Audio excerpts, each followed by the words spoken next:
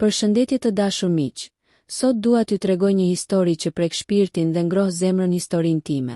Isha 47 vjeçe dhe pas shumë viteve përpjekjesh, lotësh e zhgënjimesh, unë dhe burri im e kishim pranuar me dhimbje se ndoshta fëmia nuk do të ishte kur pjesë e jetës sonë.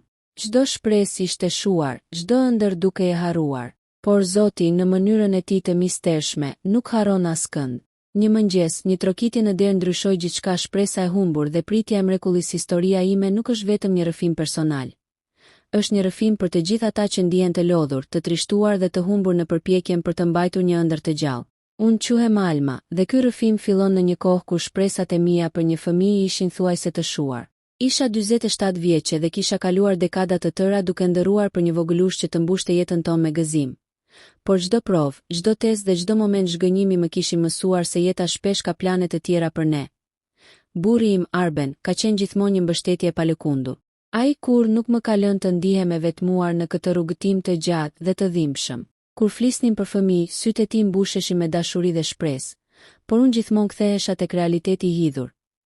Trupi im nuk po bashkëpunonte, vitet kalonin dhe çdo dështim më bënte të ndjeja se ëndra jon po thyhej cop-cop. Në fillim, kur isha në të 30-tat e mia, kishte një ndjenjë optimizmi. Mendova se çdo gjë mund të ndodhte me kohën dhe përpjekjen e duhur. Por me kalimin e viteve, trajtimet e shumta, vizitat e mjekët dhe frustrimet që vinin njëra pas tjetrës, shpresa ime filloi të dobësohej. Më shpesh se jo, mbyllesha në heshtje, duke mos dashur të tregoja dhimbjen, për të mos e trishtuar edhe më shumë Arbenin.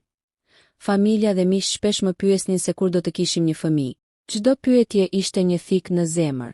Ndonjëherë fshehja dhimbjen pas një buzëqeshjeje, ndonjëherë thjesht ikja nga biseda.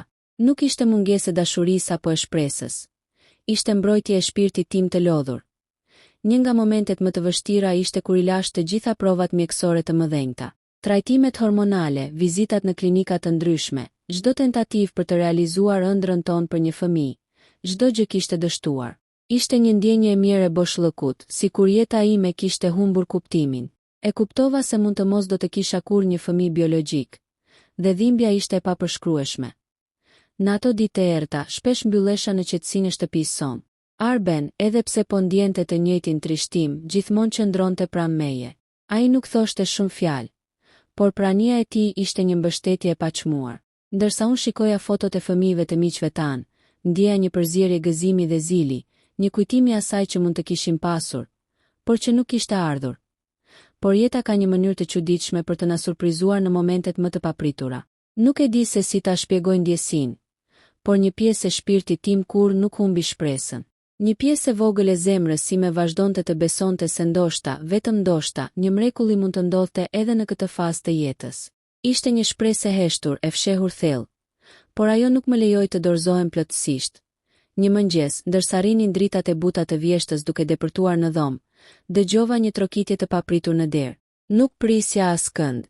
Zemra ime rrahte shpejt, një ndjesje e çuditshme midis frikës dhe kuriozitetit. Kur hapa derën, aty ishte ajo që nuk kisha imagjinuar kurrë.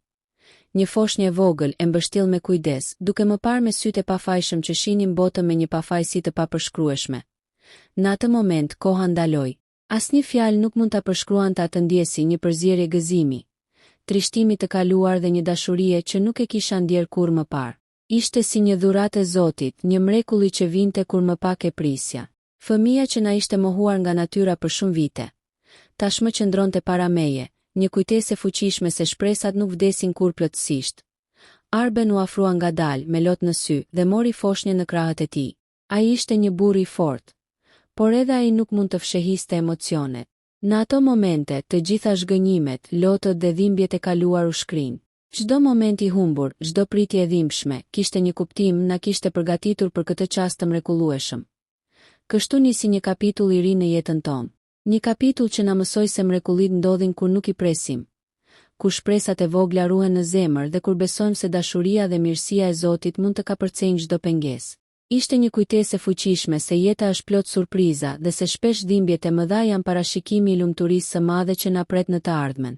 Një fillim i ri dhe lidhja që nuk shpjegohet kur ditët e para me foshnjën filluan. Një ndjenjë jashtëzakonshme mbushte çdo moment të jetës sonë. Ai vogëlush që ishte sjell tek ne, me gjithë pafajësinë dhe ndjeshmërinë e tij. Nuk ishte thjesht një fëmijë i vogël, ishte një mrekulli që kishte transformuar jetën tonë përgjithmonë. Çdo zhurmë e vogël, çdo lëvizje e tij na kujtonte se dashuria nuk ka kufi, dhe se shpresat e mëdha shpesh vijnë në forma të papritura. Ditët e para ishin të mbushura me emocion dhe frikë të njëkohshme. Një pjesë e mendjes sime përpiqej të kuptonte realitetin e situatës.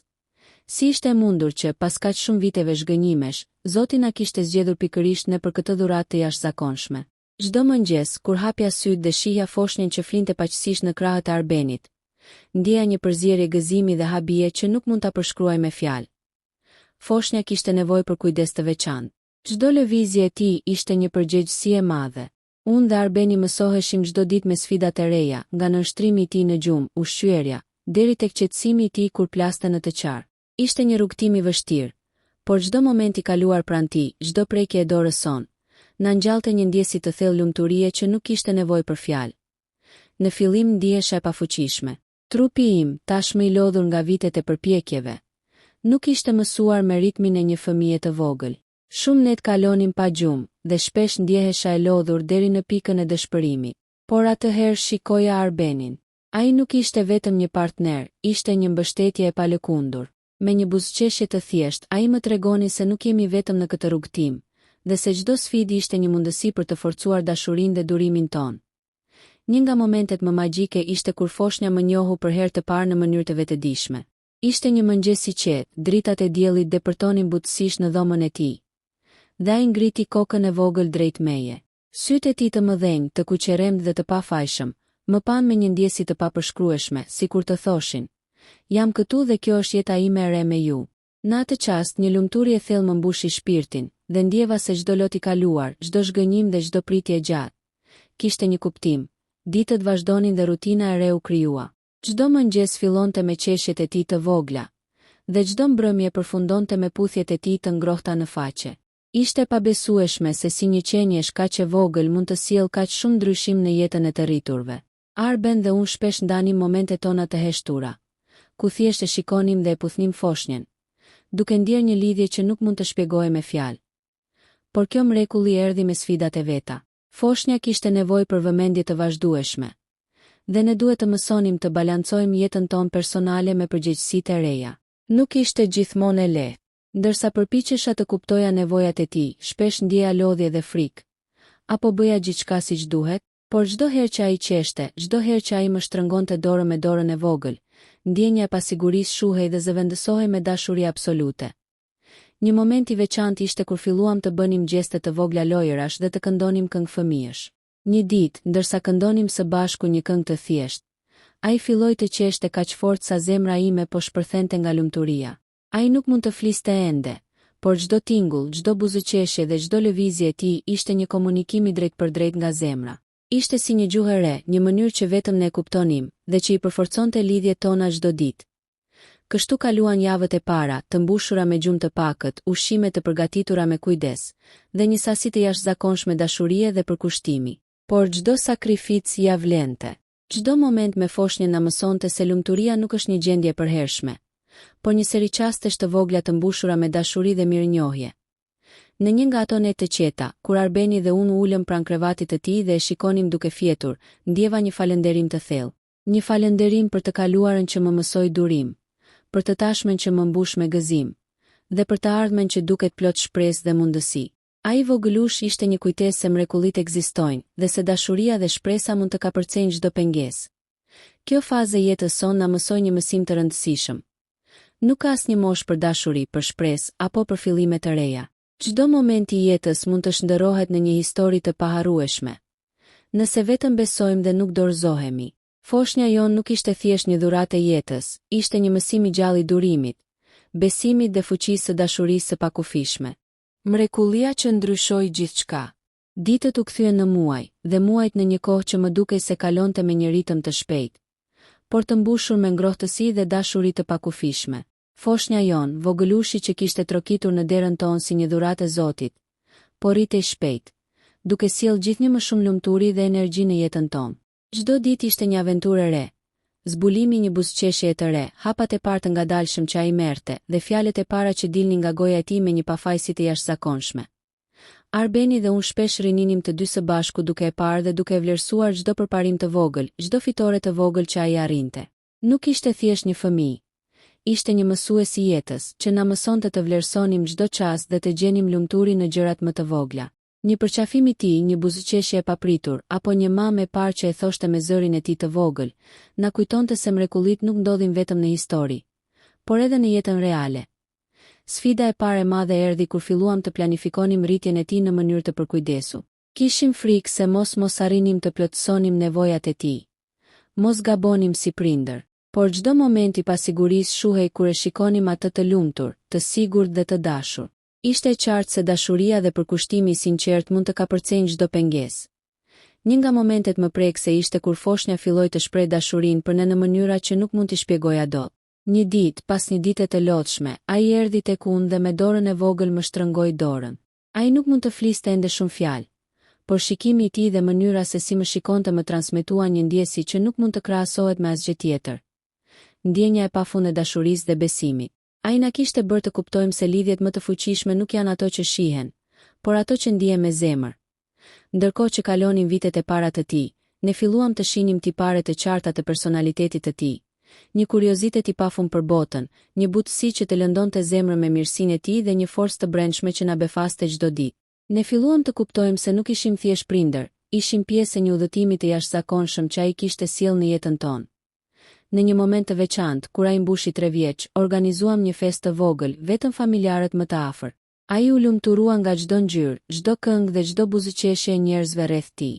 Por ajo që më mbeti më thellë në zemër ishte mënyra se si ai më shikonte mua dhe Arbenin, si të thoshte pa fjalë: "Ju jeni gjithçka për mua." Në atë moment, të gjitha vitet e përpjekjeve të dështuara, të gjitha zhgënjimet dhe dhimbjet e kaluara, u shkrin. Çdo vuajtje kishte një kuptim, sepse na kishte përgatitur për këtë lumturi të pafund. Në këtë rrugtim, unë mësova se mosha është thjesht një numër. Nuk ka kufi për dashuri, për shpresë, apo për fillime të reja. Një mrekulli mund të ndodhë në çdo moment të jetës, dhe shpesh ndodh kur nuk e presim. Foshnja jonë ishte një kujtesë e gjallë se jeta është e mbushur me mundësi të papritura dhe se shpresat e vogla mund të lulëzojnë në mënyra që ne nuk i kishim imagjinuar kurrë. Në fund, ajo që e bëri këtë rrëfim të veçantë nuk ishte vetëm ardha e foshnjës në jetën tonë, por transformimi që ajo solli brenda nesh. Ajo na mësoi durim, besim dhe mirënjohje. Na mësoi të vlerësojmë çastet e vogla dhe të kuptojmë se dashuria e vërtet nuk njeh moshë, kufi apo pengesa. Sot, ndërsa e shikoj foshnjën tonë të vogël që luan me buzëqeshje të pafajshme, zemra ime ndjehet e mbushur me falënderim. Çdo moment i kaluar, çdo lot dhe çdo pritje e gjatë ka një kuptim. Ai vogëlush nuk është thjesht një pjesë e familjes son, është një mrekulli që ka ndryshuar jetën tonë përgjithmonë. Historia jon përfundon këtu, por mesazhi mbetet: mos humbisni kurrë shpresën. Edhe kur gjithçka duket e humbur, Zoti mund të bëjë mrekulli.